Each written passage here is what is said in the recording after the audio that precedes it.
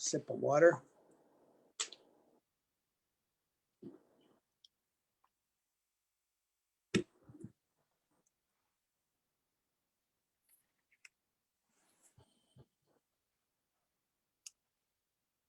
Hello, everyone, and welcome to today's Red Nation Indigenous Filmmakers Lounge, the Conversation series. Today, we're going to spotlight on the film Eagle and the Hawk Take the Stage. It's a documentary feature. It was official selection of the 25th Red Nation International Film Festival, and we are highlighting the director, Vince Fontaine. And I will introduce you to him in a moment. What I'm going to do is I'm going to highlight all the things that have been happening. We have extended our festival run of films, and you can still view all the films that won at our Red Nation Awards on rednationff.com. There's 100 or so films to stream during this holiday, and there's 73 documentaries, 35 directed by women, 12 student films, and 10 experimental, from all over the US, Canada, Italy, Greenland, Australia, Mexico, Ecuador, France, Iceland, New Zealand, and Greece. The 25th Red Nation Celebration Institute is creating systemic change through the arts and media. The first and largest global Native woman-led enterprise, founded in 1995 in Santa Fe, New Mexico during Indian Market. RNCI is the longest standing American Indian and Indigenous media, educational, arts, and cultural nonprofit organization based in Los Angeles. RNCI, the authentic voice of American Indian and Indigenous nations, increases visibility of independent filmmakers, media artists, contemporary and traditional performing arts of diverse artistic disciplines, and content creators, amplifying cinematic excellence with emphasis on initiatives for Native women, girls, and youth in all media platforms and educational institutions. RNCI is dedicated to changing the narrative about Native peoples on a global scale. Our RNCI Board of Directors has built the Institute to cast light on the voices, stories, contributions, and assets of contemporary Native peoples, and replacing dangerous stereotypes that Native peoples face in media and academia with a 25-year history of cohesive research-informed strategies, groundbreaking initiatives through cinematic excellence, media, and a strong focus on partnerships. So help me welcome Vince Fontaine of Eagle and the Hawk Take the Stage. Hi, Vince. Well, hello, Annie and Bonjour from Winnipeg, Canada. Very good. How are you today? I can't complain. We've had a successful film festival this year. Yes, indeed. I did get to view it on Sunday night. Oh, yeah, it was very good. You watched the awards? You tuned in? I sure did. Yeah, I enjoyed it a lot. Yeah, you did a wonderful job. It was very good. Thank you. Thank you.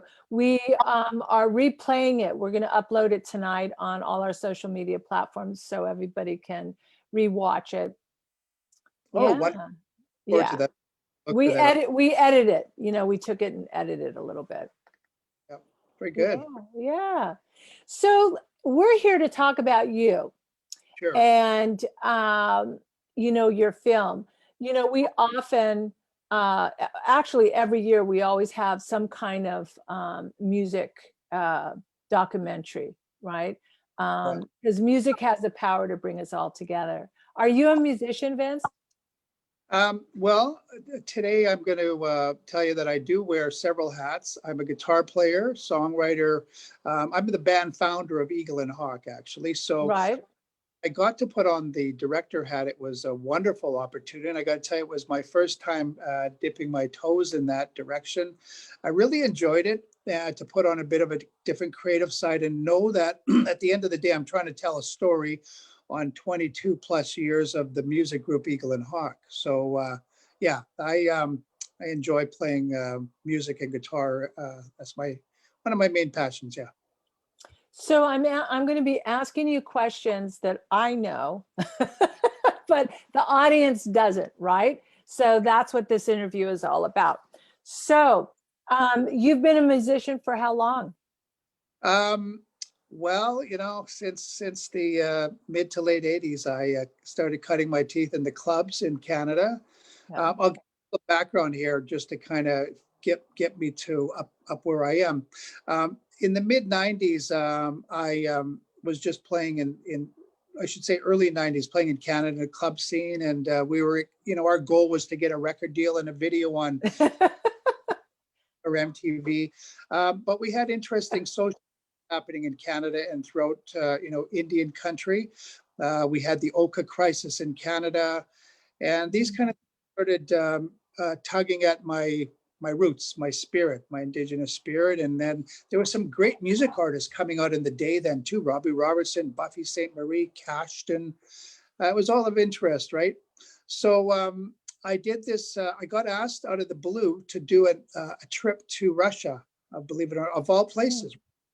The 1994 Goodwill Games was sponsored by the Mashantucket tribe in Connecticut, and they went off to the Goodwill Games, and there was an all-star cast of dancers and singers. Wow. I got asked to, and kind of got my Indian Powo trip one, because we had an all-star group of dancers all the way from different tribes across Turtle Island. There was some of the Red Bull singers, Mandaree singers, dancers from Montana, Sammy Joe Small, and different folks from the Crow Nation and Cree Nation. So that was a wonderful introduction. Through that, I'll just jump ahead here. I made contact with some people in the media along the way in Scandinavia. They connected me with a wonderful artist who's renowned in Indian country, Mr. Keith Sekola. Yes. So it would be short years later, I would be playing guitar with Keith as one of the Wild Indians. So I am a Wild Band of Indian alumni. I put in my 2, 3, 4 years in the mid '90s. In fact, I did play some of the wonderful festivals in Indian country, including the Santa Fe Indian Market. We played in the amphitheater and some of the casinos, wonderful places. So Keith is my longtime friend and my mentor musically, who kind of gave me some of the visual ideas of, what we're trying to share as Anishinaabe artists, right? So, Yeah. and then I started Eagle and Hawk in the mid '90s, and just kind of went on my way. And next thing you know, it's 22 plus years later, and the idea to do a film on behalf of the Eagle and Hawk story came about, and we worked on this documentary for about 1.5 years, 2 years, had some footage. There's a lot of archive footage we picked up. And so the documentary made its premiere in Canada around the same time that it did with the film festival. So which was laid up. Fantastic. Yeah, it was wonderful. I'm so proud of it because in a sense, it's, the circle that I had been entrusted with, the musical vehicle of Eagle and Hawk, and some wonderful people over the years in it. Well, I congratulate you because getting any film done, but I giggled a lot because when you said, when you first started, you were in for getting a record contract, because I'm a musician too. I was the first artist ever to be produced by Leonard Cohen in the late '70s. And so I was like in for the record deal. I wanted a Grammy. Now it's like, you know what? I just sing to sing, and I enjoy it, and there's no pressure. I gave up that whole thing years ago. Oh, we lost your visual. Oh, hang on. There you are. There you are. Yeah. So, but I gave that up years ago because it was just the music industry is, Anyways, yeah. Yeah, and especially when it comes to our Indigenous voice, right? Yeah. So, you brought up Keith Sekola. I love Keith Sekola. I had one of his T-shirts. I wore, actually, I should go get it. It is shredded because I wore it so much over the years, like it's in pieces. So I use it to wrap my head when I wash my hair because it's still, but I have to order a new one. I have to get one of those T-shirts because everyone, when I wear it, everyone's like, where'd you get that t-shirt? So I have to order another one. But I'm happy to learn that you were with Keith for a while, and that he was your mentor. You know, we're doing our first fundraiser on December 12th. And I'd love to invite you to be a part of it. We have Joe Walsh and Jennifer Warrens and Joanne Shenandoah and Corey Morton and Hook Herrera and myself and Sherry Belafonte. I mean, the list is just endless. So if you'd like to join us and perform, we'd love to have you. I would like to join you. Yeah. Okay, cool. I'll add you on. The 12th, yeah. You'll send me the direct coordinates. We'll try and Absolutely. Absolutely. I'll share a quick story here as well. In those kind of fun days, there's been so many waves of Indigenous Native American talent, you know. Make sure I remind people, Eagle and Hawk's not the first. Before us, there was this group, and before them was that group. I also had the opportunity to meet and become friends with the fellows from Redbone. In 1999, we brought Vegas and Tony Bellamy to Canada for the Pan Am Games. We booked them here and they came up. It was so cool, but I don't know how this happened. I'm sure I probably somehow nudged them for this, but I ended up playing guitar with them for a couple of gigs. And Tony, such a great guitar player. Did I learn a lot from him? And I found the lost VHS tape that is now on a DVD of us performing at the Winnipeg football team's halftime show. Oh, wow. Well, you know, you're bringing up all my friends. So like, wonderful. Like, you know, and I met Bill Miller and Eulalie, my friends. We played, you know, different gigs back in 1996 when the Olympics in Atlanta were happening. I was there with Keith. And of course, the Seminole tribe of Florida was very generous, and they put out the Indian Village with some of the great performers. Bill Miller was there, and pretty much, you know, everybody who was anybody in Indian country. There was so many artists. That was another wonderful experience, and really made me proud of that Indigenous music wave we had. Yeah. Well, you know, you brought up Redbone. When Lolly was still with us, I've known them since I was 18. I'm now 63. So it's like, I've known them a really long time. But we did a retake on Come and Get Your Love. And we had Ron Tyson from the Temptations produce it. And we released it, and it went all over Europe and all the clubs. It was like a dance remix. Wow. And I'm singing on it. And you know, we had a huge colored thing in Billboard magazine. Wow. Yeah, this was, I want to say 2002, 2003. But anyway, yeah, Pat Vegas and Lolly. I miss Lolly. Lolly was really, I was very close with Lolly. Yeah. Yeah, that was beautiful. I guess the last time I saw Pat was not too long ago, year and a half ago. He was in Canada. We took the same flight back to Los Angeles, and of course his son is out there, and his son sat in with us as he did an award show here in Winnipeg, and we backed him up musically. So. Right. Yeah. So let's talk about your film. So how did you find your budget? How'd you get the backing? Well, we went to CBC Canada. That's the Canadian Broadcast Corporation. And we approached them because, you know, in Canada, we're fortunate. We do have some grants. So got a little bit of a budget, and we got a couple of other folks to kick in money. And so it's mostly privately funded, as Fantastic. You know, not easy to come by. So, but we were committed and wanted to get the best we could out of it. I'm congratulating you. This is my celebratory glass sacred cup.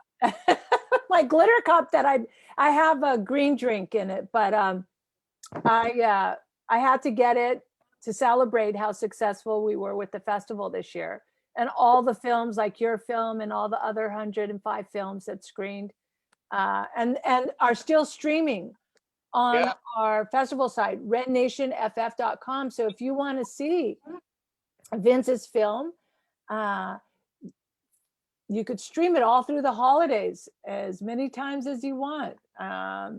Eagle and the Hawk, Take the Stage. rednationff.com. Okay, so Vince, music has the power to bring us all together. Music is one of those languages, right? That no matter what it is, what we're playing, whatever instrument we're playing on or with, it truly brings us together because it incites, I don't know if that's the right word, but our cells and our brain and our physical and intuitive and psyche. Music ignites memories, it transforms healing. It's a very sacred, I don't want to use the word tool, but it's a very sacred gift that has been given to us by the Creator.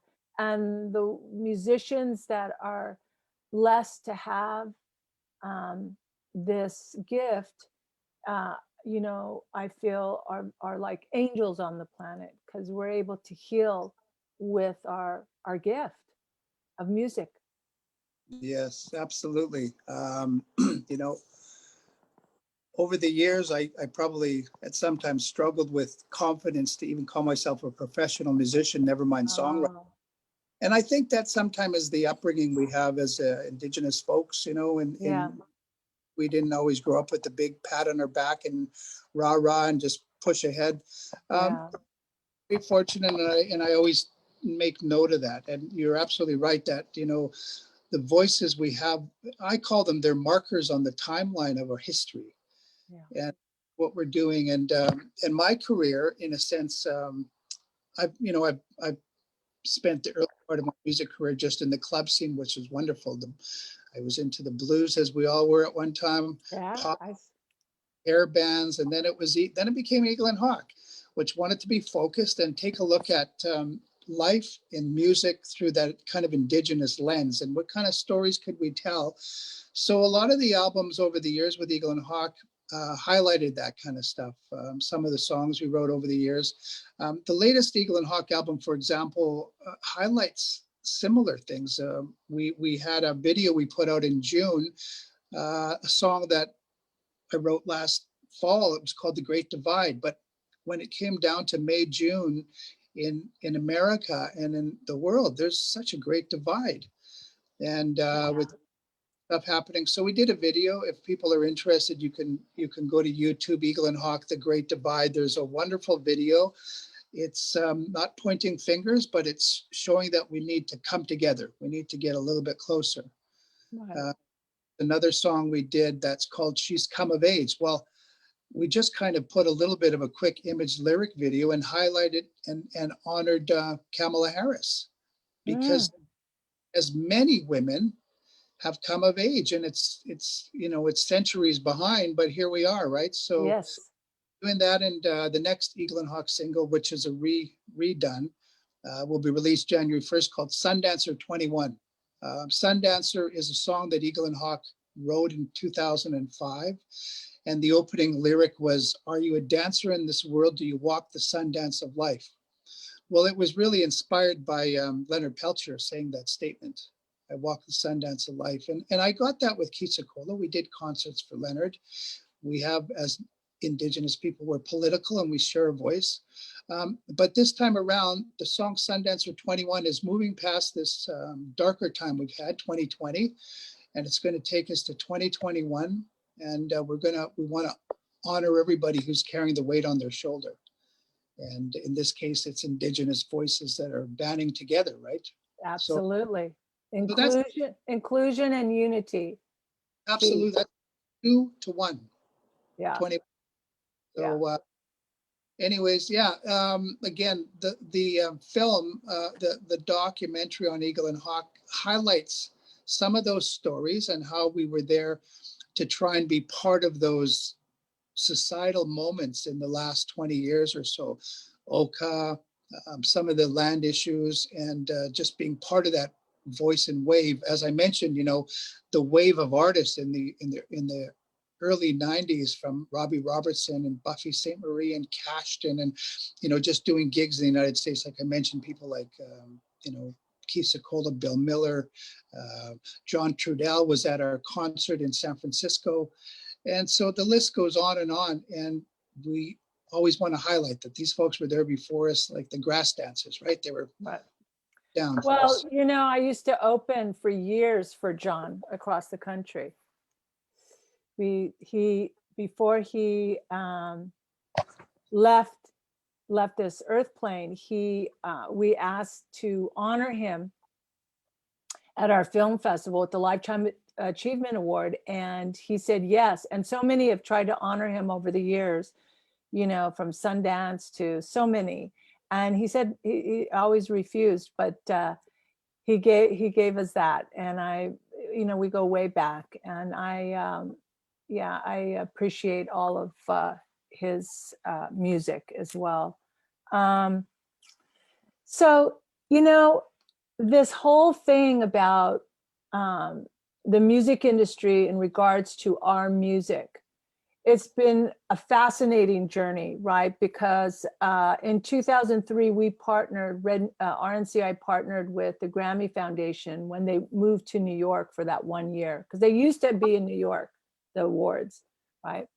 And so we went there, and we were at the bitter end, and it was a great concert we put on there. But it's interesting how, they had our category, then they took it off, and I don't know what it's going to take, but it's where I'm coming from now in this whole process of being in the industry for 44 years, is that we just continue to create, and continue to write and play music, right? And make movies. Because if we wait for them to do anything for us, or be invited to the table, that's a long haul, right? So, I mean, we're in celebration of our 25th anniversary of content. We've been creating content and inviting, artists like yourselves to be, have a seat at our table for 25 years. I know you brought up Cashton and Bill Miller. For our concert series that we're going to do, I'm happy that you said yes to be on it. It'll be exciting. We started off, Red Nation Celebration Institute, RNCI, started off as a concert series in Santa Fe during Indian Market. And we had Cashton, the American Indian Dance Theater. We had Bill Miller. We had Michael Horst, Larry Sellers. Oh my God, the Tao Singers. I could just go on. Governor Joe Garcia. I mean, the list is just endless. It was an all day, all night celebration. It was at the Paulo Soleris, and it was 25 years ago. So the December 12th is that's like our signature event of RNCI, is our concert series. Wonderful. Yeah. So Turner played there. I think I played there maybe in 2004 with Keith. Yeah. And John Trudell played that year. There was a lot of artists. Yeah. Well, when we launched 25 years ago, there was no contemporary. The reason why we did this was because there was no contemporary Native music being performed during Indian Market. Only flute or drum every so often, right? Maybe at La Fonda or something.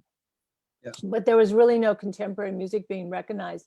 And so for 25 years, now you go to Indian Market and you can hear contemporary music everywhere, in all the clubs, outside, on the plaza, and all of that. And I'd like to think that Red Nation launched that movement, which was really a powerful statement to be included, to have contemporary musicians involved in Indian Market, be a part of Indian Market, to be, to have the thing of inclusion and unity, right?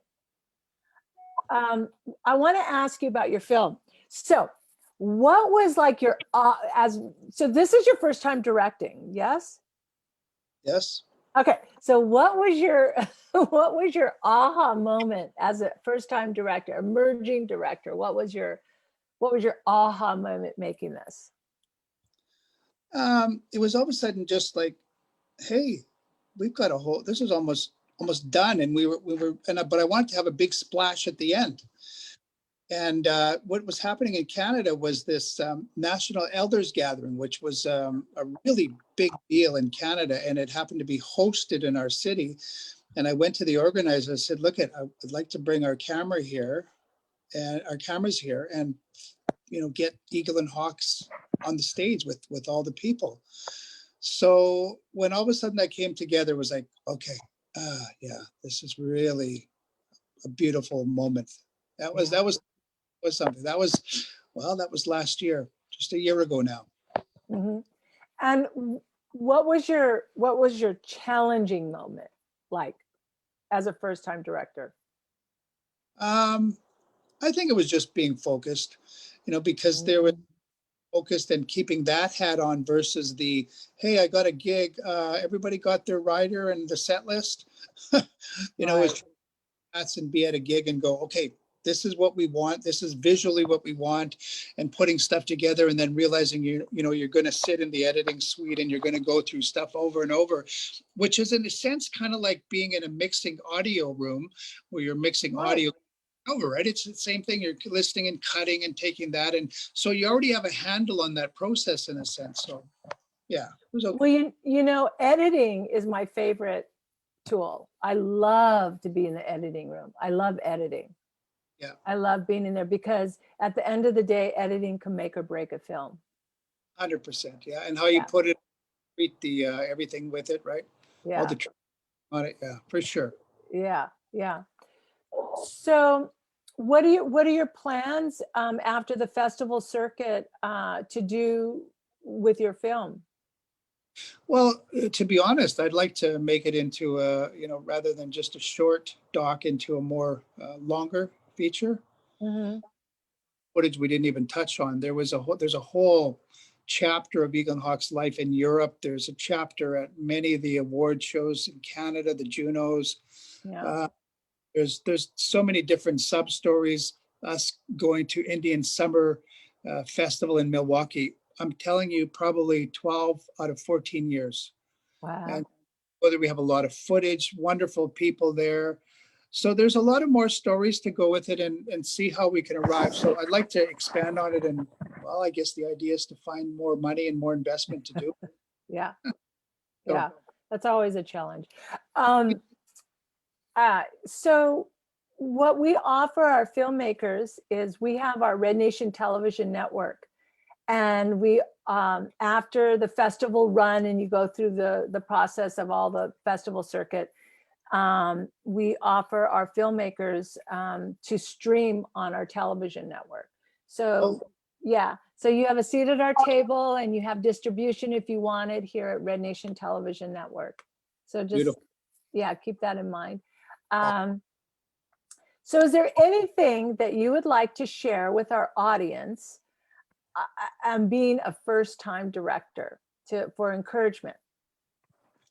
Well, I think a lot of people, they have their vision, inner vision, right? And then to be, not to be so shy to express that, because all of a sudden just express everything out there that you can and record it. And then when you get in the editing, oh yeah, and also to be patient with your vision as it comes out, because sometimes the end result isn't what we initially thought it might be. That's really the big thing. Sometimes that angle or that color or that little story fitting in there as part of it really is, things kind of take your own spirit about it sometimes. Absolutely. Absolutely. Well, I want to let everybody know that is tuning in today and that will tune in later to watch Vince Fontaine's documentary, Eagle and the Hawk Take the Stage. and you can see it, view it, and replay it and binge watch it over and over again to listen to the music on rednationff.com. Well, Vince, I want to thank you, and please continue to play music. It's so powerful. It's such a powerful gift that we've been given. Indeed, yeah. Yeah, and we'll see you on December 12th. I'll send you all the information. The Certainly. Team Red Nation will email you, and welcome aboard. And I want to thank you for joining us today. All right. Jim Miigwech, thank you so much, and have a nice day, and everybody be safe, be kind, and we'll be surely through this sooner than we think. Yeah, absolutely. Absolutely. Hug, hug. That's the one thing about the festival. I don't get to hug everybody, all the filmmakers. That's my big thing, is hugging all of you guys and introducing you to other filmmakers and all of that. But, you know, we'll get through this together, and, you know, we're in this together, and we'll get through it together. Yeah. Hey, thank you. Have a nice Okay. day. You too. Bye, everybody. Hey.